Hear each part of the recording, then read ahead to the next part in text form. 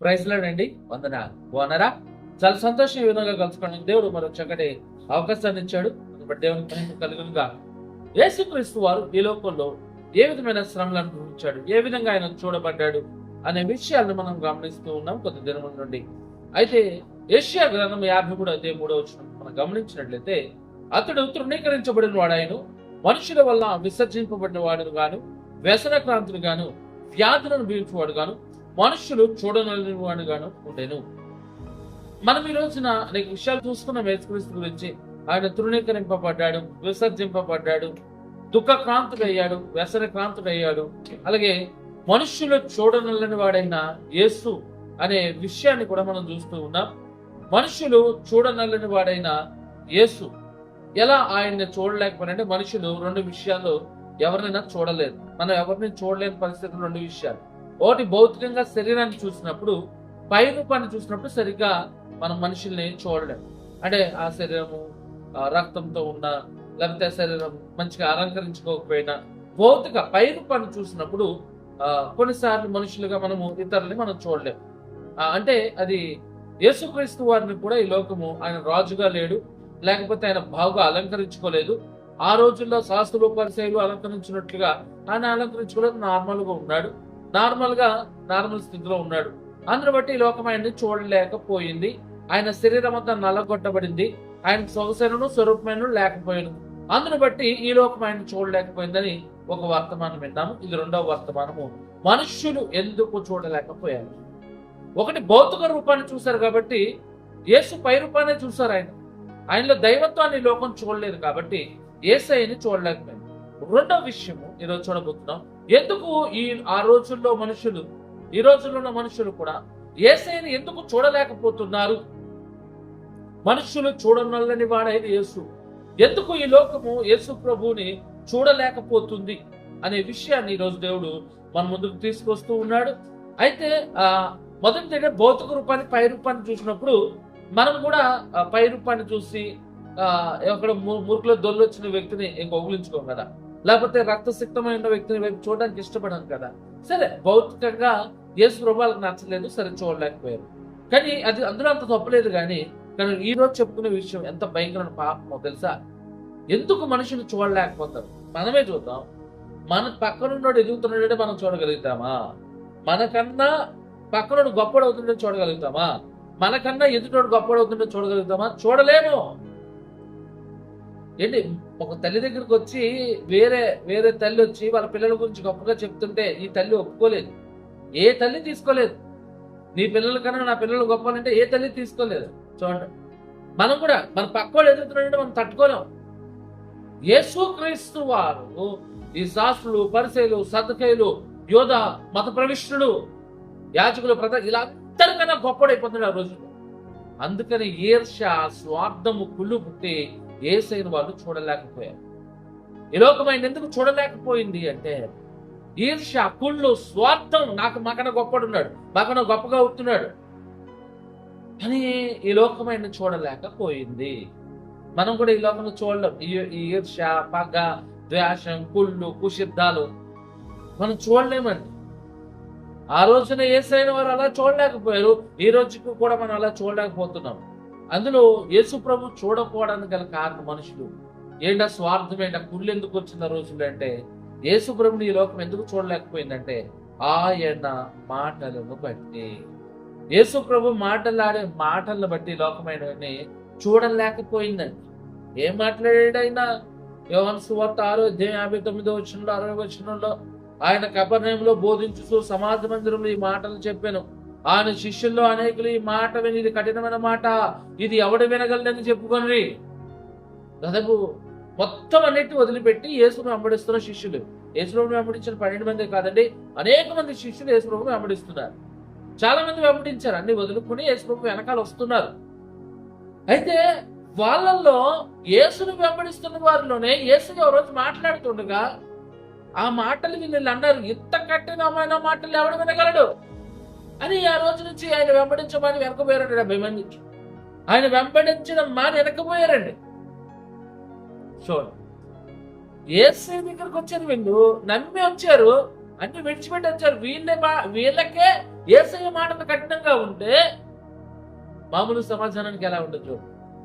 ఆయన ఏమన్నాడంటే కఠినమైన మాటలంటే, ఆయన చంపు, ఈయన చంపు, వాన తగలెట్టు, ఈయన తగలెట్టు అల్లా. అరే నాయనా, మంచిగా బతుకు, అబద్ధాలు ఆడకు, మంచిగా మాట్లాడు, సమాజంలో మంచిగా. ఇది ఏమైపోయిందంటే ఈ లోకానికి కఠినమైన మాట. ఇది ఒకడు వినగలడు, నీతిగా నిజాయితీగా జీవించు. అమ్మో, ఇది కఠినమైన మాట. ఆ రోజుల్లో యేసయ్యని ఈ లోకము చూడలేకపోవడానికి గల కారణం ఏంటయ్యా అంటే, ఆయన మంచి మాట్లాడేది. ఆయన మాటలను బట్టే శిష్యులు వెనక్కిపోయారంట. ఈయన వెంబడించడం కష్టం, వెళ్ళిపోతాం. ఆ రోజుల్లో ఆయన చెప్పే మాటలు వినలేక ఈ ప్రజలు యేసుక్రీస్తుని చూడలేకపోయారు. యేసుక్రీస్తు ఇంకా చూడలేకపోతున్నారు. ఎలా అంటే బేసిక్గా చర్చికి వచ్చిన తర్వాత విశ్వాసులు లేట్గా వచ్చారనుకోండి, పాస్టర్ గారు మీరు చర్చికి ఇవాళ లేట్గా వచ్చారు, చాలా లేట్ అయిపోయింది కనుక ఏంటి లేటు అంటూ ఉంటే, లేట్గా వచ్చారని మాట్లాడుతుంటే ఎవరన్నా సరే కళ్ళెత్తి పాస్టర్ గారికి చూస్తారా, నవ్వుతారా? చెప్పండి. అందరూ తలలు దించుకుంటారు. లేట్గా వచ్చిన వాళ్ళు అందరూ ఏం చేస్తారంటే తలలు దించుకుంటారు. ఎందుకు తలలు దించుకున్నారు వాళ్ళు? ఏ కళ్ళెత్తి చూడొచ్చుగా, ఎప్పుడు చూస్తున్నారు? చూడలేదు. ఎందుకంటే వాళ్ళలో తప్పు చేశామన్న భావం ఉంది కాబట్టి ఈ మాటలు వారు వినలేరు కదా. నాకు సింపుల్గా అర్థమవుతుందని చెప్పానండి. నువ్వేదైనా తప్పు చేస్తున్నావు, పాపం చేస్తున్నావు అంటే ఎదుటి కళ్ళలోకి నువ్వు చూడలేవు. ఆ వ్యక్తి ఏం మాట్లాడినా తల దించుకోవాల్సిన పరిస్థితి వస్తుంది. చాలా మంది చర్చిల్లోకి వెళ్తే ఆ దైవజనుడు మా గురించే చెప్తున్నాడు, మా దైవజనుడు మా గురించే చెప్తున్నాడు. ఎవరన్నా వచ్చి నాతో ఆ మాట అన్నారు అనుకోండి, చెప్తుంటారు. మా పాస్టర్ గారు ఎప్పుడు చూసినా నా గురించి చెప్తాడండి, మా పాస్టర్ గారు ఎప్పుడు చూసినా మా కుటుంబం గురించి చెప్తాడండి. నేను మీ పాస్టర్ని తిట్టు అని అన్నాను. నేనేమంటా తెలుసా? బతుకు మార్చుకో, ఇంకా చెప్తున్నాడు, మార్చుకో. ఒక రోజున చెప్పడానికి ఏమీ లేకుండా మార్చుకో. ఇంకా నువ్వు ఎలా మారాలంటే నీ పాస్టర్ గారు పోనీ దేవుడే చెప్తున్నాడు అనుకో, మారు. ఇక మారితే ఆ పాస్టర్ గారు నేను ఎత్తుక్కోవాలి ఏమంటామని. అంటే దైవజనుడు నేను దూషిస్తున్నాడని కాదు ఇక్కడ అర్థం. కానీ అంటే దేవుడే చెప్తున్నాడు అనుకో, సంతోషం కదా, మారడానికి అవకాశం కదా. అంటే కాబట్టి దేవుని మాటలు కఠినంగా ఉన్నాయి ఆ రోజు. అంటే ఇప్పటికీ కూడా చర్చిల్లోనండి అసలైన వాక్యం చెప్తానండి, నిజమైన వాక్యం చెప్తానండి, ఎంత కఠినమైన మాట ఎవడు వినగలడు? మరి ఏం కావాలి? బుజ్జగించి ఇలా పాటలు పాడి చప్పట్లు కొట్టి పడుకోబెట్టాలా సంఘాల్లో?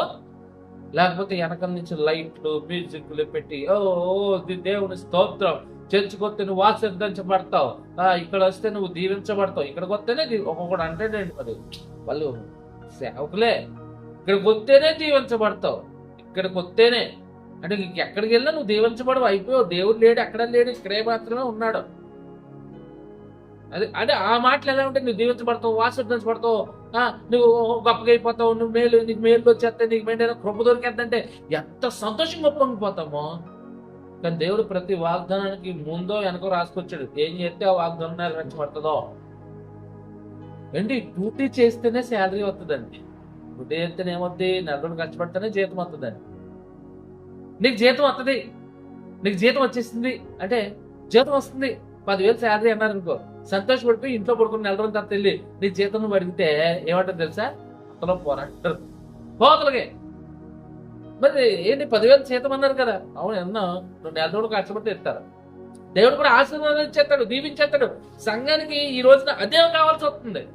కానీ ఏం చేస్తే దీవిస్తాడు, ఏం చేస్తే ఆశీర్వదిస్తాడో ఆ సంఘాల వైపు చూడట్లేదు జనాలు. సో దేవుని మాటలు కఠినంగా ఉన్నా మంచి చెప్తే కఠినమండి ఈ రోజున. మంచి చెప్తే ఎప్పుడు కఠినమే. యేసయ్య మాటలను బట్టి లోకం తృణీకరించి, వాళ్ళు చెప్పే మాటల్లో ఒకలాగున్నాయి, వాళ్ళు చెప్పే మాటలు కఠినతరమైన మాటలు ఉన్నాయి. ఎవరికి? అవి నచ్చుతున్నాయి మనుషులకి. కానీ యేసయ్య ఈ బతుకులు మార్చుకోమంటున్నాడు. అది మీ జీవితాలు మార్చుకోండి, మీ బతుకులు మార్చుకోండి, మీ బతుకులు సరిచేసుకోండి అంటున్నాడు. కానీ ఇతరుల శాస్త్రులు పరిశీలనందరూ కూడా రైట్, నా కాళ్ళ కింద కూర్చోరా, నువ్వు రైట్ ఇక్కడ ఉండరా, నాకు సేవ చేస్తే నువ్వు బాగుపడతావా, ఇలా చెప్పుకుంటూ. యేసుప్రభు ఏ రోజైనా సరే తన నాకు కాళ్ళు వస్తాను, నా సేవ చేయండి, మీకు మేలు జరుగుద్ది అన్నాడా? లేదు కదా.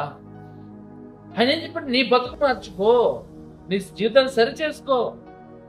ఆయన మాటలు ఈ లోకాన్ని ఆ రోజు ఉన్న మనుషులు ఆయన చూడలేకపోయారు. ఈ రోజు సంఘంలో భక్తులుగా రక్షింపబడిన మనం కూడా ఆయన మాటలు వినలేకపోతున్నాం. అందుని బట్టి తలను ఉంచుకుంటున్నాం, ఆయన చూడలేకపోతున్నాం. రెండో విషయం, ఆయన చేసిన ఆశ్చర్య కార్యాలను బట్టి లోకం ఆయన్ని చూడలేకపోతుంది. యోహాను సువార్త 20:28 యేసు చేసిన కార్యములు ఇంకనూ అనేకము కలవు, వాటిలో ప్రతి దాన్ని వివరించి రాసిన అట్లు వ్రాయబడిన గ్రంథములు భూలోకమైన చాలదని నాకు తోచుతున్నది. యోహాను భక్తుడు అంటాడు, ఒకవేళ ఎన్నో చేశాడు అద్భుత కార్యాలు, ఆయన చేసిన అద్భుత కార్యాలన్నీ చేసి రాసిన భూతగ్రంథం అంతా సరిపోదు.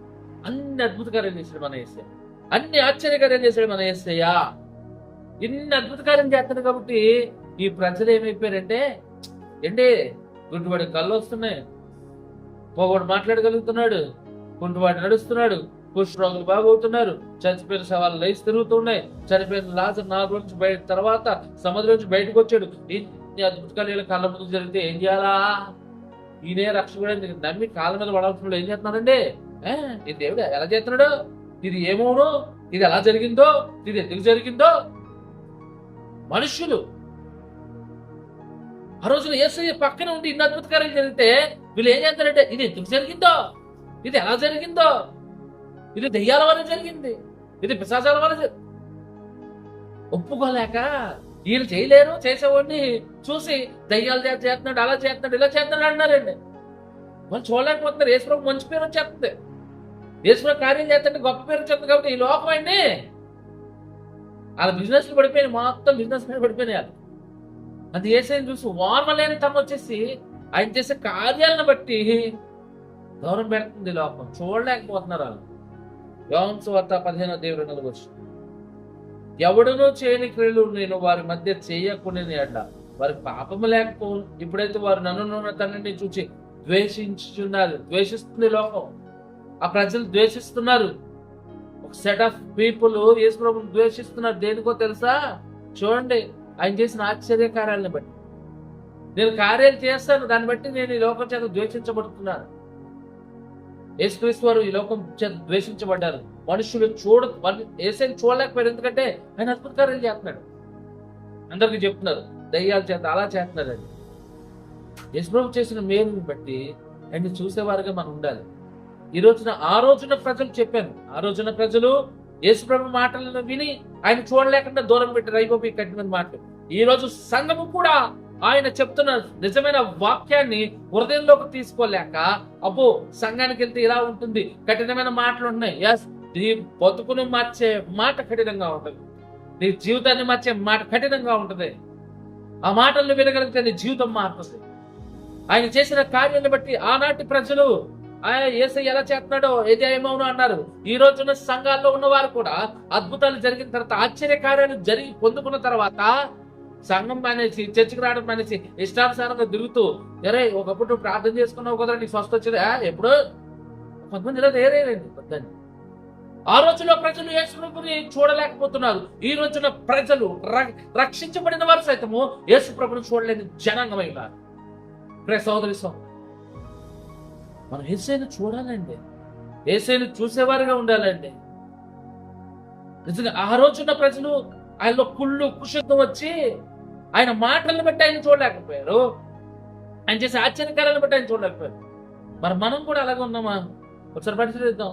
ఆయన మాటలు కొంచెం కఠినంగా ఉన్నాయి, సంఘానికి వస్తే కఠినంగా తగులుతున్నాయా? ఎస్, నీ జీవితం మారుతుంది. ఆయన స్వస్థత కార్యం చేస్తే ఎప్పుడు జ్ఞాపకం ఉంచుకో. స్వస్థత వచ్చిన తర్వాత దేవుని వదిలిపెట్టకు, దేవుడికి దూరం అయిపోకు. మరలా సంఘానికి వస్తే ఆ అద్భుత కార్యం జరిగిందిలే, మన ఇష్టమైనట్టు మనం బతకచ్చు, మళ్ళీ మన ఇష్టమైనట్టు చేయొచ్చు. ఒకవేళ సంఘానికి వస్తే, దేవుని దగ్గరికి వస్తే మరలా బాగా బతకాలి. నీకు రోగం ఉన్నప్పుడు ప్రార్థన చేసినప్పుడు ఎన్నిసార్లు ప్రార్థన చేసావు? ఇప్పుడు రోగం దగ్గరికి ఎన్నిసార్లు నువ్వు ప్రార్థన చేస్తున్నావు? బాధలు, కష్టాలు, నష్టాలు, ఇబ్బందులు వచ్చినప్పుడు ఎన్నిసార్లు ప్రార్థన చేసావు? ఇప్పుడు ఎలా ప్రార్థన చేస్తున్నావు నువ్వు? బాధల్లో ఉన్నప్పుడు ఒక రకమైన ప్రార్థన ఉంటుందా నీకు? మామూలుగా ఉన్నప్పుడు ఒక రకమైన ప్రార్థన ఉందా? అదే నటింపు బతుకు. ఎలా ఉన్నా సరే ఒకే రకమైన ప్రార్థన క్రైస్తవులుగా మనం చేయాలి. అప్పుడే మన జీవితాలు మారుతాయి, మన బ్రతుకులు మారుతాయి. కష్టం వచ్చినప్పుడు ఏడుపు కన్నీరు ప్రార్థన, మామూలుగా ఉన్నప్పుడు ప్రార్థన ఎందుకులేండి, ఈ రోజు ఎందుకులేండి ప్రార్థన. ప్రార్థనే మన బ్రతుకులు మార్చాలి. అదే యేసయ్యని మనల్ని అనుదినము ఆయన కలుసుకోవడానికి ఉన్న అవసరం. ఆయన ప్రతిదినం మన ప్రార్థనలు కలుసుకోవచ్చు, చూడొచ్చు. రెండు విషయాలు చూస్తాము. ఎందుకు ఈ లోకం ఆయన చూడలేకపోయిందంటే చేసిన ఆయన మాటలను బట్టి, ఆయన చేసిన ఆశ్చర్యకార్యాన్ని బట్టి ఈ లోకం యేసయ్యని చూడలేకపోయింది. మనం కూడా అలా ఉన్నామేమో, మార్చుకుందాం, ఆయన్ని ప్రతిరోజు ప్రార్థనలో కలుసుకుందాం. ఇంకా అనేక విషయాలు ఉన్నాయి, రేపు విందాం. వందనాలు.